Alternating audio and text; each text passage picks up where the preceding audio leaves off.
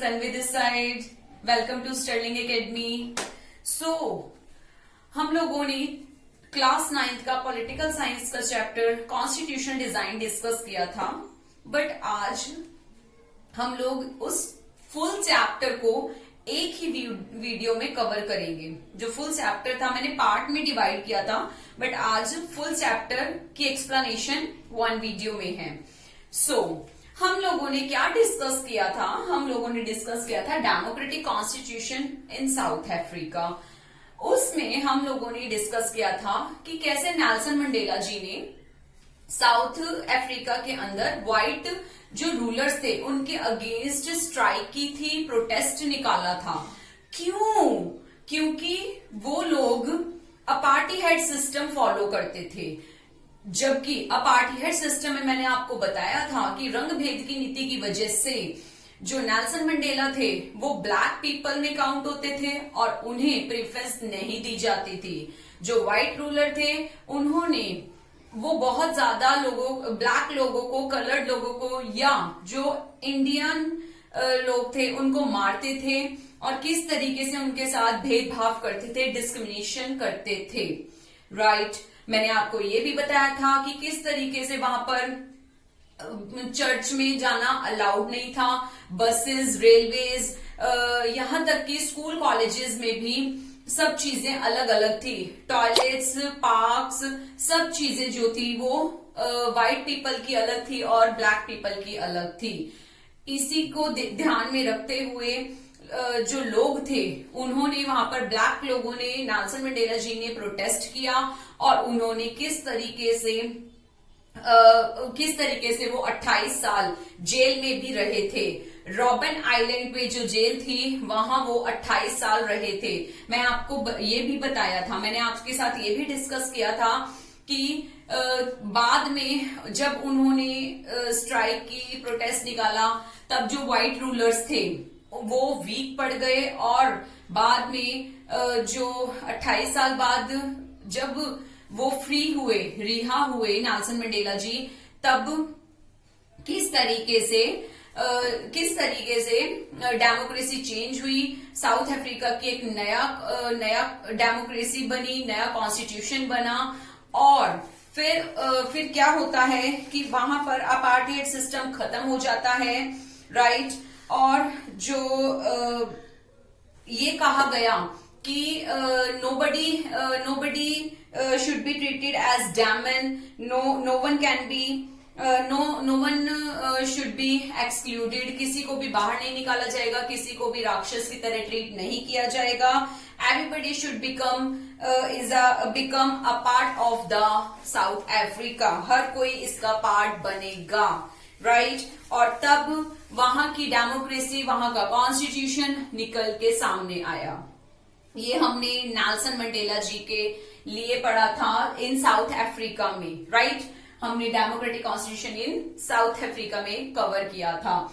Second topic हमने उठाया था, why do we need a constitution, हमें कॉन्स्टिट्यूशन की जरूरत क्यों होती है।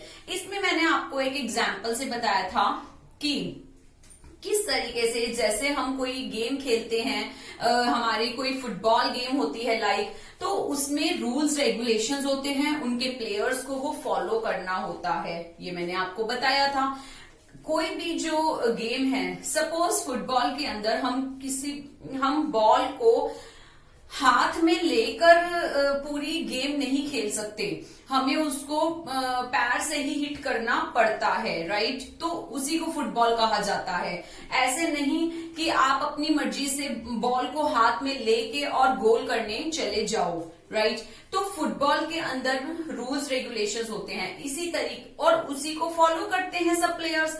इसी तरीके से रूल्स रेगुलेशंस सोसाइटी के भी होते हैं और जिस नेशन के अंदर हम रह रहे होते हैं वहां पर जो रूल्स रेगुलेशंस फॉलो करने पड़ते हैं वो कॉन्स्टिट्यूशन में लिखे होते हैं। राइट। कॉन्स्टिट्यूशन उसे ही बोलते हैं। तो ये चीज हमने पढ़ी थी कि हमें जरूरत क्यों होती है कि हम किसी भी राष्ट्र, इसीलिए जरूरत होती है कि हम किसी राष्ट्र में रहते हैं तो हम कोई हम लोग कोई एनिमल्स तो नहीं है। राइट हम लोग सोशल बीइंग है, हम लोग इंसान हैं, हमें रूल्स रेगुलेशन की भी जरूरत होती है। तो उसे फॉलो करने के लिए वही चीज फॉलो हम कॉन्स्टिट्यूशन के साथ मतलब कॉन्स्टिट्यूशन में जितने रूल्स रेगुलेशंस लिखे होते हैं उनको हम फॉलो करते हैं, और इसीलिए हमें कॉन्स्टिट्यूशन की जरूरत होती है। राइट इसमें मैंने आपको मीनिंग भी बताया था, मीनिंग के अंदर भी ये बताया था, a constitution is a body of well defined laws to govern a state. Right इसमें मैंने आपको फीचर्स भी बताए थे, कॉन्स्टिट्यूशन के अंदर मैंने आपको सिग्निफिकेंस भी बताई थी, फीचर्स भी बताए थे, सिग्निफिकेंस भी बताई थी। सिग्निफिकेंस में सपोज मैंने आपको एक और बहुत अच्छी लाइंस बताई थी, all countries that have constitution are not necessary democratic. जिनके पास कॉन्स्टिट्यूशन है उनको डेमोक्रेटिक होना जरूरी नहीं है, but all the countries that are democratic will have constitution। जो डेमोक्रेटिक कंट्रीज हैं उनके पास कॉन्स्टिट्यूशन का होना बहुत जरूरी है। राइट इसके सिग्निफिकेंस थे, जो फर्स्ट पॉइंट मैंने आपको बताया था, clarify the nature of the state. Second point था knowledge about the nature of organization and function of the government. Third guardian of the right and liberties of the people. Guardian of the right and liberties of the people में मैंने आपको ये भी बताया था कि जिस तरीके से हमारे पेरेंट्स हमारे गार्जियन होते हैं, उसी तरीके से हमारा कॉन्स्टिट्यूशन हमारे लिए गार्जियन के तौर पे होता है। हम कोई गलत रास्ते पे ना चले जाएं, हम सही रास्ता अपनाएं, हम सही लाइफ जिए, अपने रूल्स रेगुलेशंस के साथ जिए, वो कॉन्स्टिट्यूशन में लिखा होता है। Next point check on the misuse of powers की कहीं कोई पर्सन अपनी पावर्स का मिसयूज तो नहीं कर रहा। Next point establish the rule of law. Law के नजरिए से लॉ के सामने ऑल आर इक्वल, कोई छोटा और कोई बड़ा नहीं है, कोई पैसे वाला और कोई गरीब नहीं है। राइट ये मैंने आपको बताया था why do we need a constitution के अंदर। थर्ड टॉपिक था हमारा making of the Indian constitution. इसके अंदर मैंने आपको बताया था कि किस तरीके से अपने इंडिया को 100 साल लग गए थे फॉरेनर से आजादी पाने के लिए। राइट इसमें मैंने आपको ये भी बताया था कि प्रियम्बल क्या होता है, कॉन्स्टिट्यूएंट असेंबली क्या होता है, ऑब्जेक्टिव रेजोल्यूशन क्या होता है, और ड्राफ्टिंग कमेटी क्या होता है। सो द कॉन्स्टिट्यूएंट असेंबली में मैंने आपको क्या बताया था, who then were the makers of the Indian constitution. Right जो डॉक्यूमेंट्स की ड्राफ्टिंग है वो कॉन्स्टिट्यूशन में होती, that was the constitution. But उस कॉन्स्टिट्यूशन को बनाने के लिए जिन लोगों को चुना गया था, इलेक्टेड मेंबर्स थे, उनकी एक सभा बैठी थी, उसी को कॉन्स्टिट्यूएंट असेंबली बोला जाता है। इसमें मैंने आपको बताया था 299 मेंबर्स थे आपके, जहां पर आईएनसी के पास 208 सीट्स थी और वही लीड कर रही थी, क्योंकि उस टाइम पे कांग्रेस ही थी मेन पार्टी जो थी लीड के अंदर। राइट कांग्रेस पार्टी ही लीड में थी, इवन सेंटर और स्टेट बोथ। राइट उसके बाद मैंने आपको बताया था कि किस तरीके से जो आपका कॉन्स्टिट्यूशन था वो अडॉप्ट किया गया था 26 नवंबर 1949 को। बट ये जो कॉन्स्टिट्यूशन था ये वर्किंग में कब आया था, 26 जनवरी 1950 को। उसी दिन को हम रिपब्लिक डे के तौर पे मनाते हैं, गणतंत्र दिवस जिसे बोलेंगे। फिर मैंने आपसे बोला था कि हम क्यों कॉन्स्टिट्यूशन को एक्सेप्ट करें, इतना पुराना जो कॉन्स्टिट्यूशन है हम उसको क्यों एक्सेप्ट करें, ऐसा क्या रीजन है। मैंने आपको इसमें यह भी बताया था कि हमें बहुत सारी ऐसी कंट्रीज हैं जो कॉन्स्टिट्यूशन को एक्सेप्ट नहीं करती, क्योंकि आजकल के जो थिंकिंग है, जो समय है वो चेंज हो गया है। राइट और जो पुराने लोगों का टाइम था, उस टाइम पे जो कॉन्स्टिट्यूशन लिखा गया था वो बहुत सारी ऐसी बातें हैं जो आज भी हम फॉलो नहीं करते हैं। इसमें मैंने आपको बताया था कि किस तरीके से कॉन्स्टिट्यूशन को हमें मतलब हम क्यों फॉलो करें कॉन्स्टिट्यूशन को। तो एक रीजन हमारे पास ये निकल के जरूर आता है कि जो वो कॉन्स्टिट्यूशन बनाया था वो इंडियंस ने बनाया था, उनका ब्लड इंडियन, मतलब उनका खून जो था वो एक इंडियन था, राइट।